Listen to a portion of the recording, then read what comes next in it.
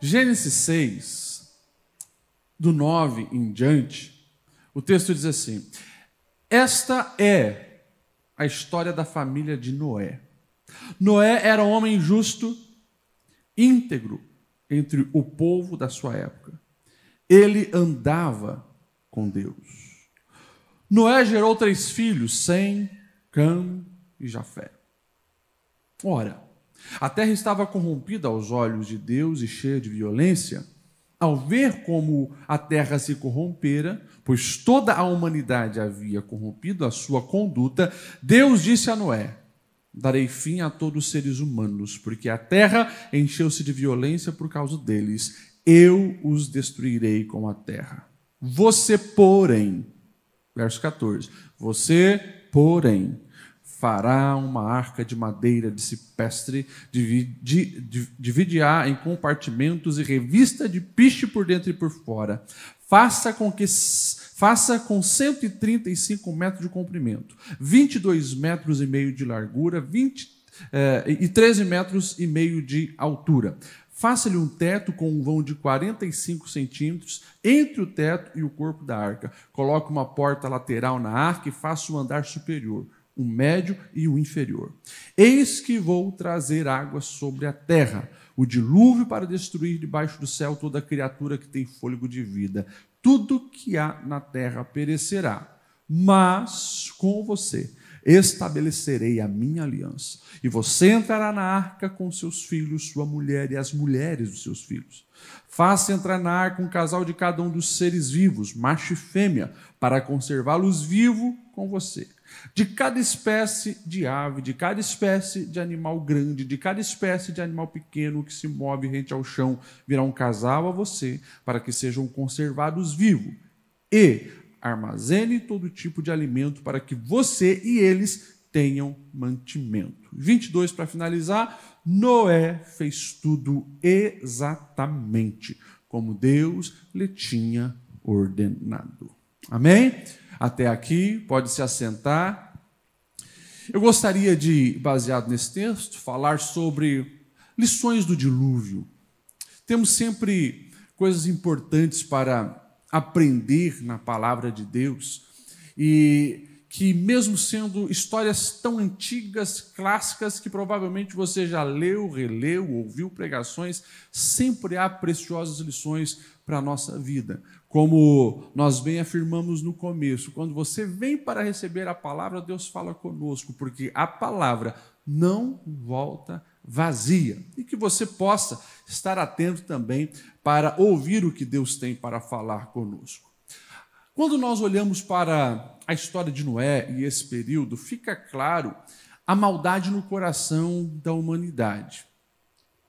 Eu não vou aqui entrar em especulações, minúcias, porque dentro do capítulo 5 e do capítulo 6 de Gênesis, há muita especulação. Depois vocês perguntam para os doutores aqui, né? Pastor Aguiar, pastor Jais, você pergunta para ele que história é essa dos gigantes, né? O que é os filhos de Deus que possuíram as filhas dos homens? Pergunta para eles o que é os Néfilins, né? Eles vão dar as respostas certinhas para vocês. Mas a gente precisa entender o quê? A gente precisa entender que Deus olha para a terra e o coração da humanidade está de uma maneira corrompido, mergulhado no pecado, violento, um caos, uma tragédia. E o texto também vai dizer que, porém, apesar de a humanidade estar nesse caos, Deus encontra um homem cujo coração estava voltado para ele. Um homem cujo coração estava rendido ao Senhor, que andava com Deus e fazia toda a diferença. Esse é Noé. O verso 9 que a gente iniciou, eu acho fantástico, porque diz que Noé era homem justo, íntegro, entre o povo da sua época, e ele andava com Deus. Aqui, a primeira lição já está bem explícita para cada um de nós e precisamos levar isso para os nossos dias. No mundo de pecado, quem é de Deus tem que ser diferente.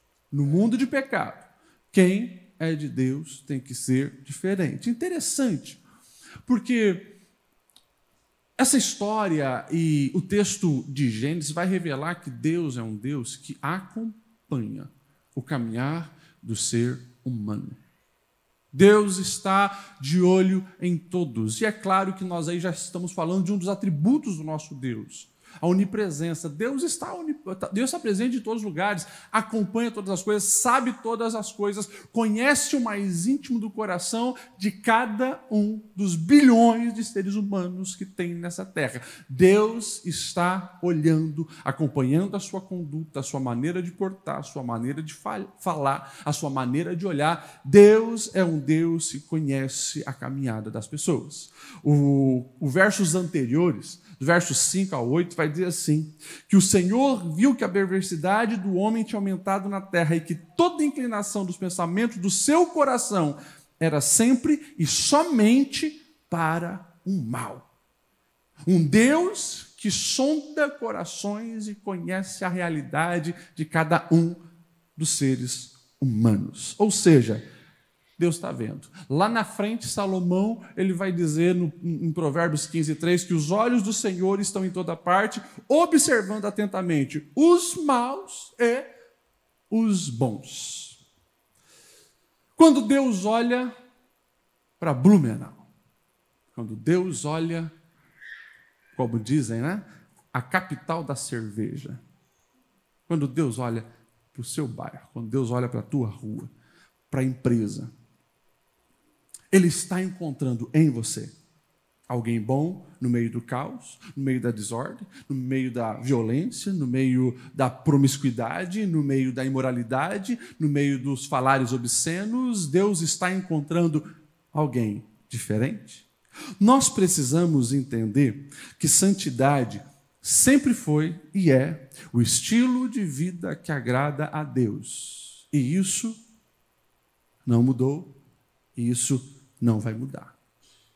Quando a gente olha para essas três descrições do diferencial que era Noé, né? Justo, a justiça, alguém que, para ser justo, precisa primeiro ter fé, confiar em Deus, para não querer ter balança alterada, dar o seu jeitinho, entrar em falcatruas, ou seja, a justiça está atrelada à fé e a uma dependência de Deus, sabendo que, por mais que os homens possam achar que estão se dando bem, eu ando de maneira justa porque eu sei que quem está no controle de todas as coisas é o meu Deus e Ele cuida de mim.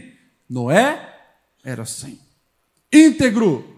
Quando a gente olha a palavra integridade, a gente precisa trazer ela para o sentido radical mesmo, inteireza. Algo que é abrangente em todos os aspectos da vida.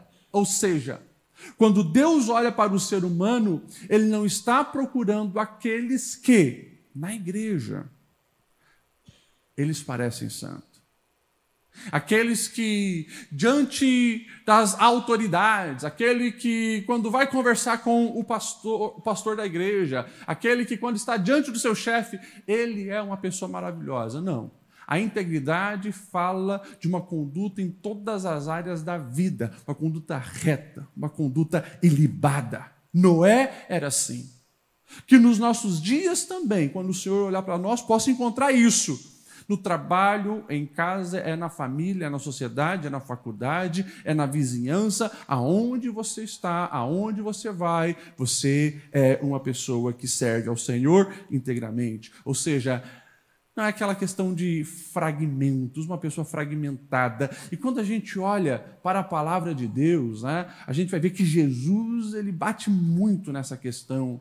Né? Os fariseus, com as suas pompas, se mostravam grandes religiosos, pessoas muito piedosas, mas aquele que sonda o coração sabia.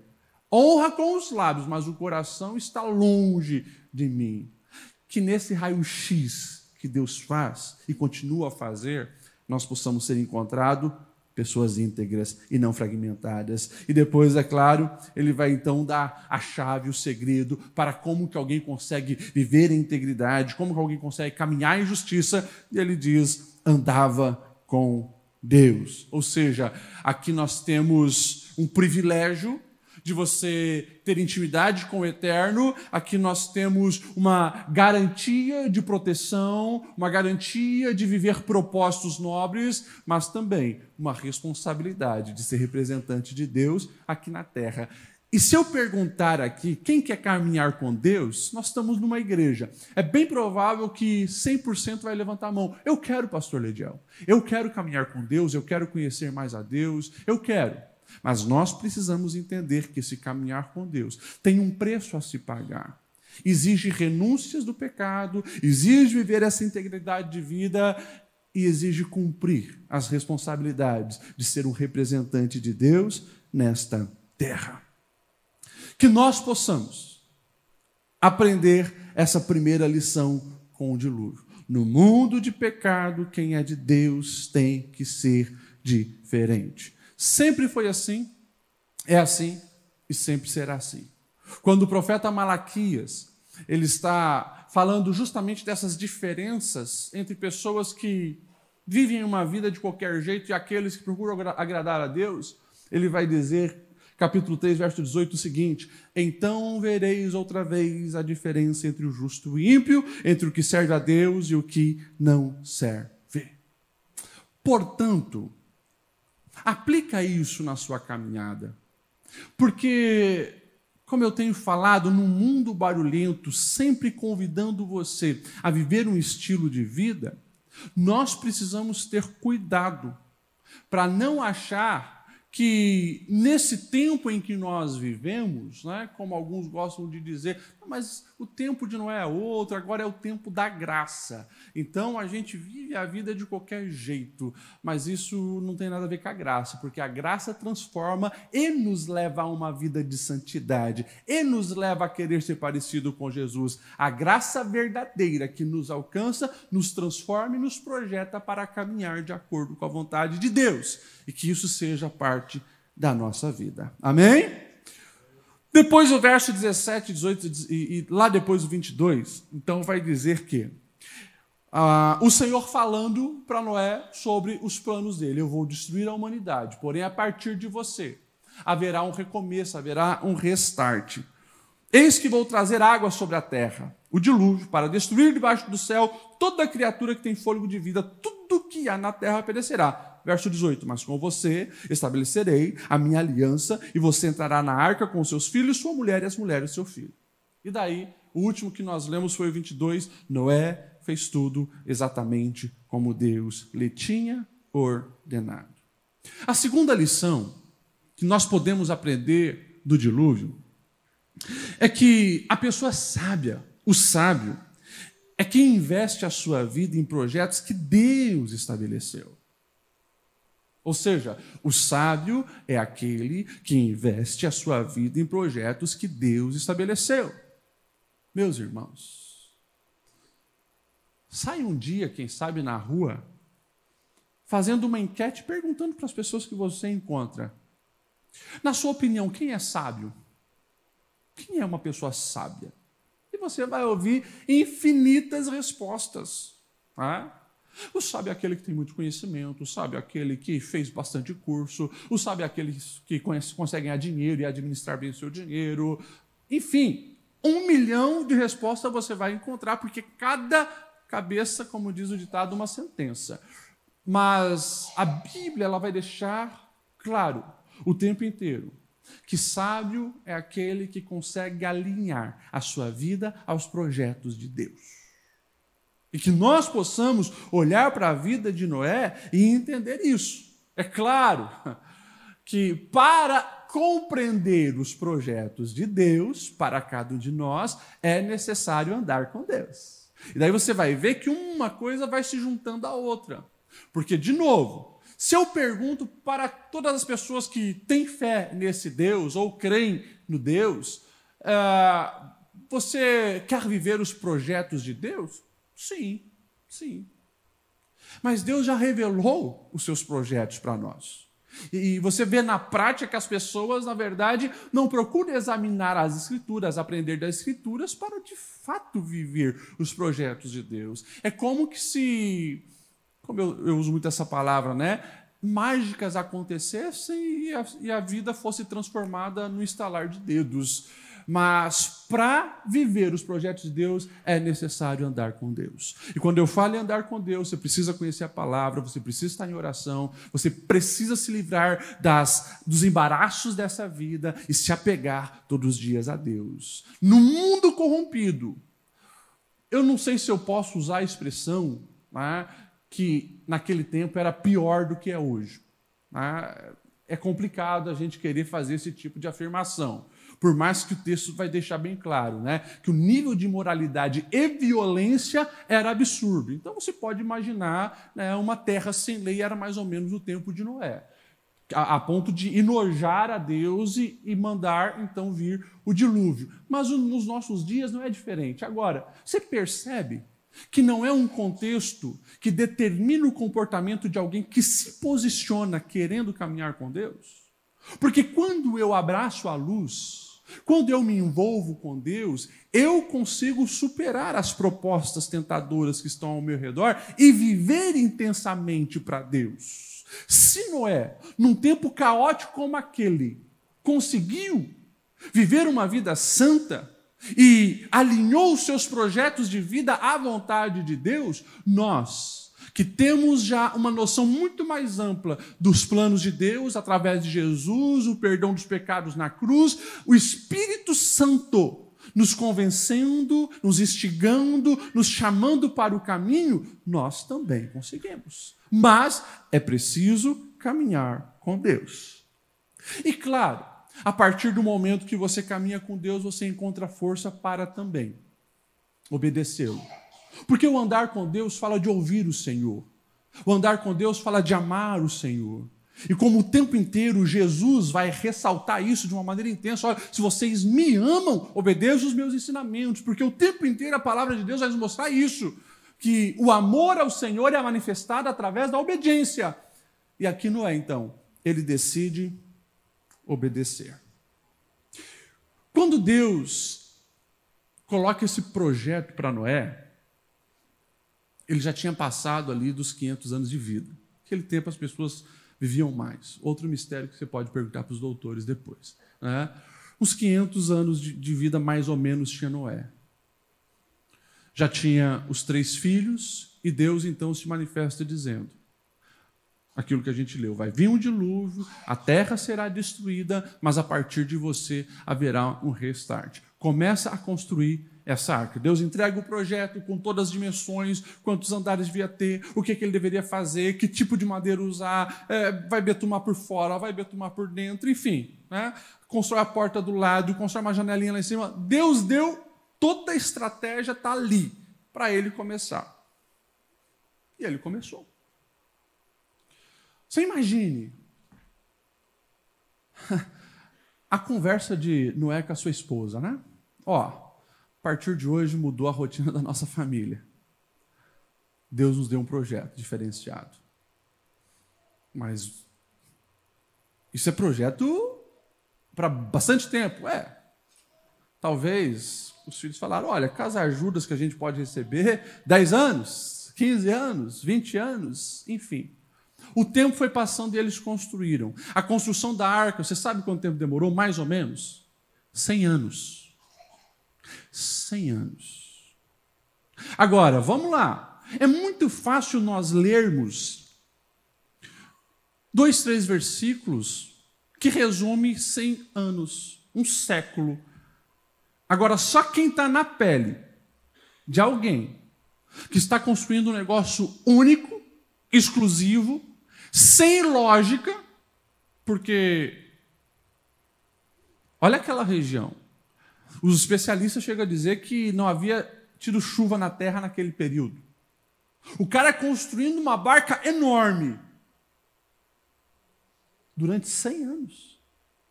Alinhar o projeto de vida durante 100 anos para construir algo que, na ótica humana, é um absurdo.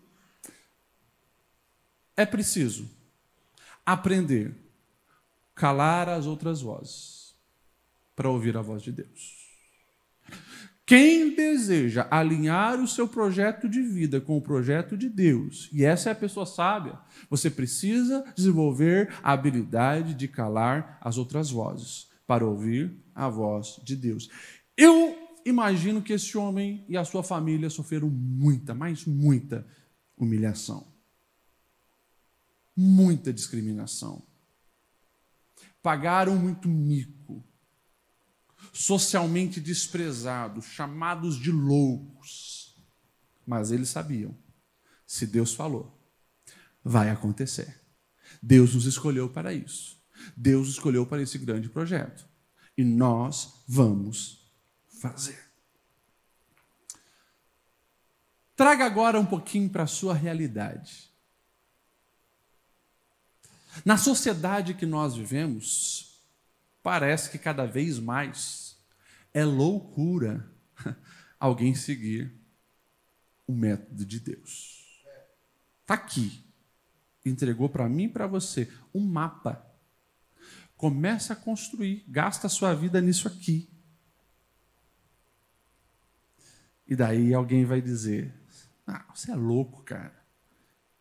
Você tem certeza que você vai viver dessa maneira, nesse mundo doidão, nesse mundo absurdo, nesse mundo de prazeres carnais? Que história é essa que você vai constituir um casamento e ficar preso num casamento, sendo que tem tantas mulheres e tantos homens dando sopa aí? Que loucura é essa? Não, sério mesmo, que você vai perdoar ela depois de tudo que ela fez para você? Não, você tem que se vingar, você tem que pagar na mesma moeda. E assim o mundo vai com seus barulhos e as suas vozes, jogando o que você deve fazer. E como eu falei, e vou repetir, cada vez mais a proposta de Jesus parece loucura para quem deseja viver da maneira que lhe agrada. Que você possa aprender com Noé. Alinha os seus projetos de vida com os projetos de Deus, porque isso é o que vale a pena. Pastor, mas parece que tem tanta gente desalinhada de Deus se dando bem por aí.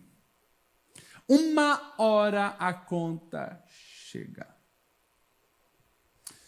E o caminho do pecado, o seu final, sempre é de morte. Mas aqueles que escolhem viver os projetos de Deus desfrutam de livramento, vida, paz e prosperidade. Eu poderia dar uma infinidade de exemplos para vocês. Semana passada, alguém chega no meu gabinete desesperado. Lá atrás, resolveu trair a esposa. Mais de 15 anos atrás. Saiu e foi viver com a amante. Largou a esposa, largou os filhos. E daí, semana passada, me procurou desesperado, pastor. Agora, nesses dias recentes, a colheita chegou. O que eu fiz? Estou pagando. A pessoa, durante esses anos todos, me sugou tudo que eu podia dar. Quando eu não podia dar mais financeiro, me deu um chute. E agora a vida se tornou amarga para mim. Porque fugiu dos propósitos de Deus. E não existe outra consequência para quem escolhe o caminho do pecado a não ser receber o seu salário, que é morte. É morte espiritual, é morte emocional. E muitas vezes culmina até numa morte física. Então, nós precisamos imitar Noé. Alinhar o nosso propósito com o propósito de Deus. A minha vida precisa estar de acordo com aquilo que Deus estabeleceu. Porque os projetos que Deus estabeleceu, esses são duráveis, esse vale a pena, e que nós possamos fazer todo dia uma análise geral da nossa caminhada. Olha para a sua vida. Observa a sua agenda. Já falei, vou repetir isso. Observa a sua agenda. Observa os seus planos para 2022. Observa os teus planos para daqui 5 anos. Observa. Isso está alinhado com o que Deus tem para mim? E se a resposta for não, eu lamento dizer que você está perdendo o seu tempo. Os dias vão passar, o tempo vai passar e lá na frente a frustração vai chegar. Porque existe um caminho que vale a pena na jornada terrena. É alinhar a nossa vida com os projetos de Deus. Você me entende? Diga amém. Pastor, então isso quer dizer que nós devemos todos estarmos envolvidos nos projetos da igreja e entrarmos no ativismo religioso. Não, não estou falando disso. Eu estou falando em você gastar a sua vida com um propósito. Para também não cair no erro. O erro de achar que o trabalho por si vai gerar a intimidade com Deus e a vivência do propósito. Não. Mas sempre a intimidade com Deus e o alinhamento ao propósito com Deus vai fazer com que você se mexa para estar produzindo para a eternidade. É assim que acontece. Nós vamos ver que Noé também nos ensina a salvarmos aquilo que tem valor. Salvarmos aquilo que tem valor. Eu acredito. A Bíblia não vai entrar em detalhes sobre a vida de Noé, mas eu acredito que Noé era um homem próspero aqui na terra. Já tinha vivido 500 anos antes de começar a construção da arca. A riqueza naquele tempo, você sabe, era geralmente contado por cabeça de gado, ou rebanhos, ou ovelhas, ou camelos, ou cabras, enfim, os rebanhos. Riqueza era isso. Acredito que Noé era um homem extremamente rico. Acredito que também ele tinha muitos escravos. E na construção da arca, acredito também que tinha escravos. Mas, enfim, a Bíblia não vai falar isso. Isso aqui é eu que estou achando. Agora, quando o dilúvio vem, ele obedece nos detalhes ao Senhor na construção e coloca a sua família para dentro. Porque para ele sabe, aquilo é o de maior valor. Você não vê um Noé brigando com Deus. Deus, peraí, e os meus rebanhos? E todos os camelos que eu tenho, todas as ovelhas que eu tenho? Não. Deus vai mandar os animais para salvar uma espécie de cada um, eu e a minha família. Momentos caóticos são excelentes oportunidades para nós avaliarmos o que mais tem de valor na nossa vida. Você imagine, uma casa que pega fogo e lá dentro tem uma família. Quando se grita fogo, se você é pai, se você é mãe, você tem 3 filhos, qual a primeira coisa que você vai salvar? É os filhos, certo? Você vai correr para salvar os filhos. Mas o meu jogo de louça que eu recebi da Itália. Não. Mas o meu celular. Não. Primeira coisa, que qualquer pessoa que entende o que mais tem de valor é a família. Portanto, os momentos de dificuldade da vida, eles deveriam ser lições para nós identificarmos as coisas de maior preciosidade, de maior valor, e nós entendermos que aquilo que Deus desde o início estabeleceu continua valendo, que é o amor, a pessoas, e principalmente os da sua casa. Que nós possamos levar isso muito a sério. E todos os dias nos posicionarmos nessa terra, visando, acima de tudo, o nosso relacionamento com Deus e o cuidado com o nosso lar, o cuidado com a nossa família. Nós precisamos ter esse cuidado. Todos os dias está vindo dilúvios através de ondas de Wi-Fi para dentro das casas. E tem um monte de gente negligente. Primeiro, não se preparou, não está em sintonia com os avisos de Deus, não tem uma arca, que nós sabemos que no Novo Testamento tudo isso prefigura para Jesus, a nossa arca, os seus ensinos, aquilo que nos protege dos dilúvios que tentam nos destruir. E a gente percebe que o dilúvio hoje está levando muitas famílias. Os pais negligentes não estão vendo o que está acontecendo. E o dilúvio vai destruindo muitas vidas. A gente poderia aqui também dar uma infinidade de exemplos terríveis que nós todos os dias estamos vendo. Mas é preciso se posicionar. Teve um obreiro nessa semana nosso, um pastor nosso, ele foi convidado para um evento fora aí de adolescentes. E depois ele estava relatando para mim, pastor Ledial, eu fiquei assustado, porque eu nunca vi tanto adolescente cair endemoniado num evento só. Nós estamos falando evento de igreja, evento de crente. Adolescentes caindo endemoniados no pátio, dentro da igreja. Ele diz, só eu, mais de 10 tive que expulsar, só ele. Por quê? Porque as casas de muitos crentes estão sem arca. O dilúvio está vindo, corrompendo uma espiritualidade sadia, confundindo a mente desses adolescentes. Absurdo. Quinta-feira, nós, obreiros, tiramos o dia para fazer um almoço junto, né? E antes me liga uma pessoa. Pastor, por favor, o senhor tem que atender hoje é um enteado, né? Eu chego aqui na igreja por volta das 8 da manhã, 8h30 da manhã. Eu encontro um menino que tentou suicídio. Mas um menino com unha pintada, maquiagem no rosto, sobrancelha feita, um monte de confusão na alma, né? Gay assumido, umas confusões. Que as famílias, não, quando vê, já é tarde, já passou, o dilúvio veio, já levou. E as crianças querendo se matar, se cortar.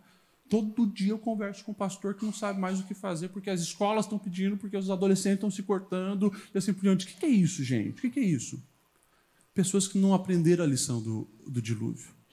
O dilúvio vem todos os dias. E se numa casa não tem Jesus, não tem a arca que protege, vai. Então que nós possamos entender esse recado de Deus e olharmos para a nossa casa como algo precioso, proteger o coração dos nossos filhos, proteger o coração dos nossos cônjuges, lutarmos para que a nossa família seja salva.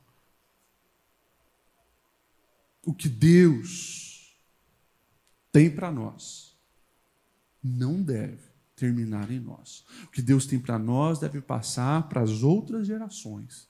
E Deus te deu um projeto de vida para você estar seguindo, vivendo para Ele, mas ensina os teus a respeito da vida eterna, porque o dilúvio chega. Amém?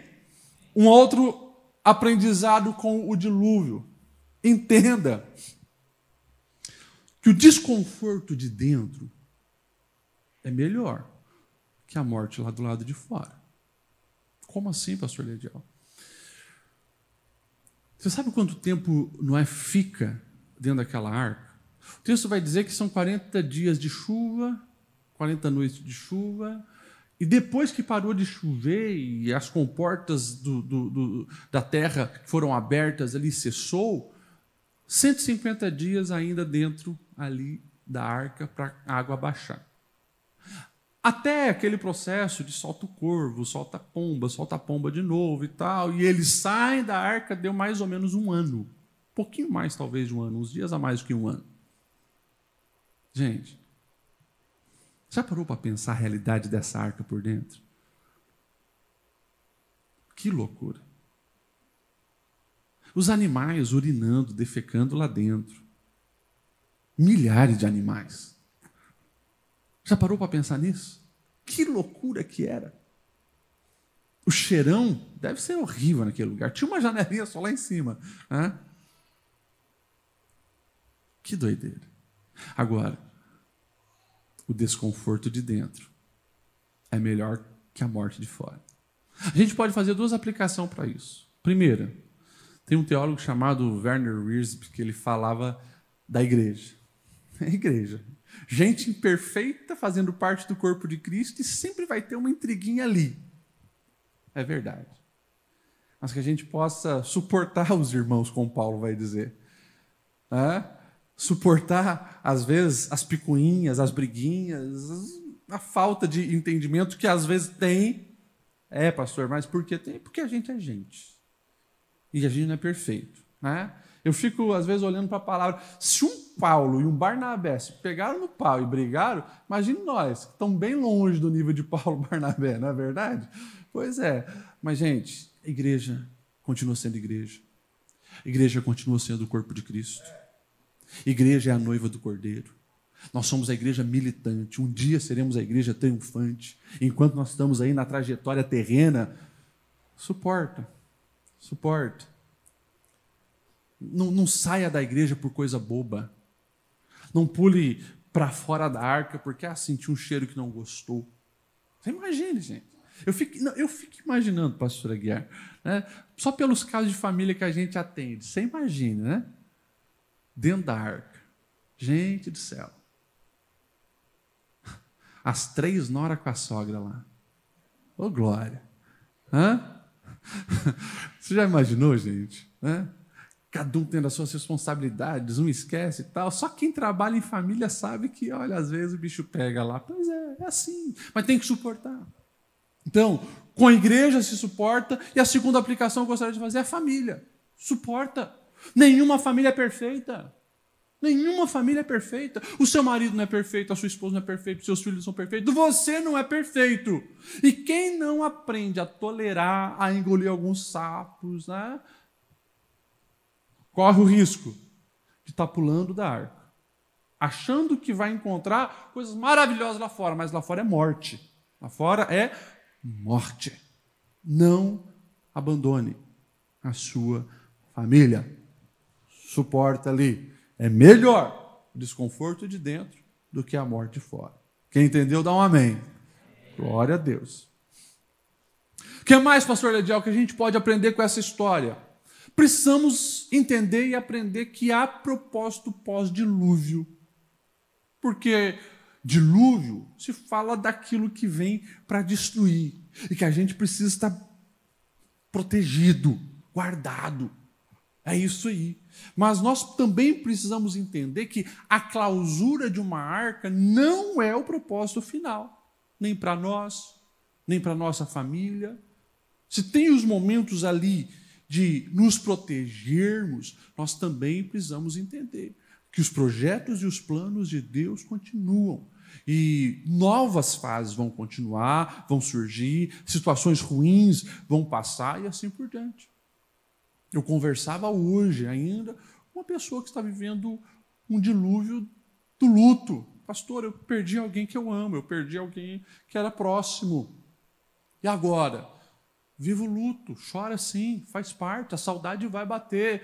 Mas também, todo esse período, desse peso absurdo do luto, vai passar. A vida continua e os projetos de Deus continuam. O que eu preciso entender disso? Cada fase que Deus vai me levando, cada fase, nova fase, eu preciso fazer o que Noé fez, porque em Gênesis 8:16 o texto vai dizer, quando ele sai da arca, depois que ele sai da arca, Noé construiu um altar dedicado ao Senhor. E daí, ele tomando os animais e aves puras, ofereceu como holocausto queimando sobre o altar. Que fantástico isso. Porque o texto lá atrás você vai ver, dos animais puros, ele pega 7 de cada um. E agora a gente começa a entender o propósito de ter pego não apenas 2 pares desses animais. Os animais puros, que eram aqueles que Deus aceitava em sacrifício, ele agora vai fazer um culto ao Senhor e oferecer ao Senhor. Ou seja, o texto está dizendo, ei, quando inicia a nova fase na sua vida, por favor, faça uma aliança com o Senhor. Adore ao Senhor, consulte os teus altares ao Senhor. Pastor, eu passei pela prova, a crise financeira passou, Deus me colocou num lugar de honra, fui promovido no meu trabalho, abri um negócio que está dando certo, não sei qual a situação que você está vivendo pós um momento difícil. Honra ao Senhor, faça aliança com o Senhor, adore o nome do Senhor, mas jamais, porque passou o pior, se desvie do projeto e propósito de Deus sempre para a sua vida. Daí é caminho de morte. Mas faça como Noé. Edifica um altar ao Senhor. E para a gente caminhar para o fim, essa história também nos ensina que precisamos estar preparados para o próximo, coloca entre aspas, dilúvio. Para o próximo dilúvio. Como assim, pastor Lediel? A Bíblia diz que Deus ali aceita essa oferta do altar de Noé, faz o arco-íris aparecer e faz uma aliança dizendo que não mais destruirá o mundo com o dilúvio. Como assim, o próximo dilúvio? Mas lá na frente, Jesus vai aproveitar dessa história e Jesus vai dizer assim, Mateus 24, 37 a 39, ficou registrado. Como foi nos dias de Noé, assim também será na vinda do Filho do Homem. Pois nos dias anteriores ao dilúvio, o povo vivia comendo, bebendo, casando-se e dando-se em casamento, até o dia em que Noé entrou na arca. E eles nada perceberam, até que veio o dilúvio e levou a todos. Assim acontecerá na vinda do Filho do Homem.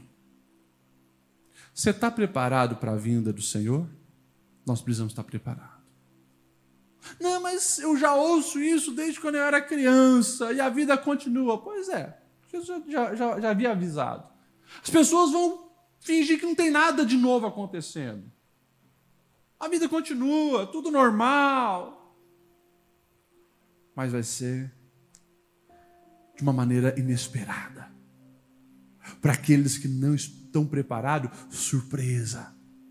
Ah, mas para aqueles que estão em Cristo, na arca, esses terão a salvação. E que nós possamos levar isso bem a sério. No mundo que tenta ludibriar, enganar e dizer que, ei, mas existe outras arcas por aí. Não existe salvação fora de Jesus. Que nós possamos estar nele, porque o Filho do Homem vai voltar. E que nós possamos estar preparados. E o estar preparado, lembre disso, o estar preparado não é estar com o nome no hall de membros. O estar preparado não é andar com uma Bíblia debaixo do braço, ou bater cartão na Assembleia de Deus ou São Paulo 890. Estar preparado é você todos os dias já estar vivendo os projetos de Deus. Estar preparado é dizer não para o pecado, é dizer não para a malignidade, é agradar a Deus, é amar a Deus, é viver para Deus. Ei, Noé, ele estava alinhado com Deus e eu imagino que o coração dele estava ali, 100 anos envolvido naquele projeto.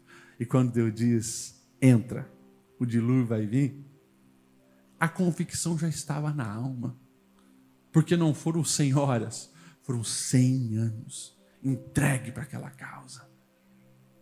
E veio, aconteceu. Aqueles que não acreditaram, padeceram. Vai acontecer de novo. E que nós possamos estar em Cristo para receber a salvação.